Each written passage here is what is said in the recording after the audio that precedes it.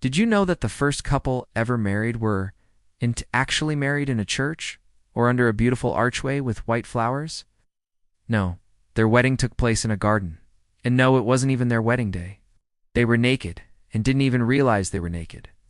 Their wedding was so low-key, you probably heard the whole thing in Sunday school.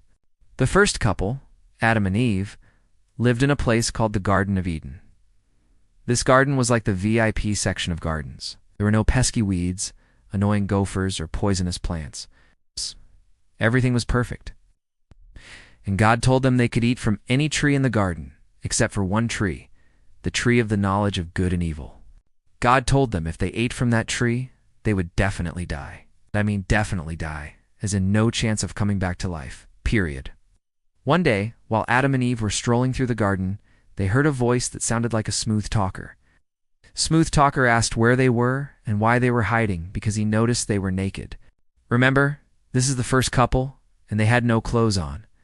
But God had made them coverings of fig leaves. But when they heard the voice, they tried to cover up with those fig leaves. So now Adam and Eve were trying to hide their fig leaf behind their backs, which I imagine is kind of difficult when you have no idea how to use your hands and all you have are fig leaves.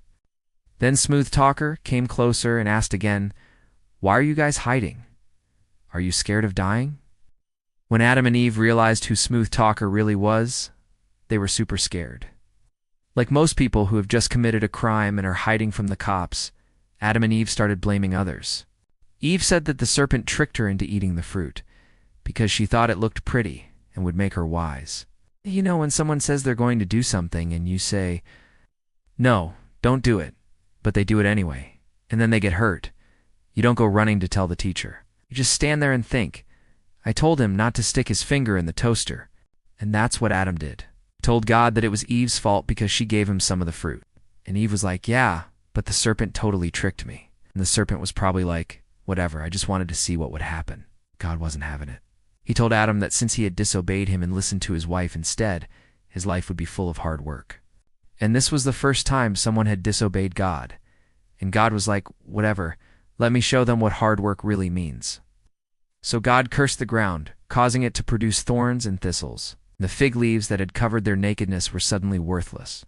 God then kicked them out of the garden and placed cherubim with flaming swords at the entrance to keep them from going back in. As a result of their disobedience, Adam and Eve had to leave their heavenly home and face the consequences of their actions. They had to learn that the world outside of the garden was full of pain, suffering, and death. And now they had to make their own fig leaves because God had thrown their old ones away. They also learned that they had to earn their food the hard way by tilling the soil and sweating.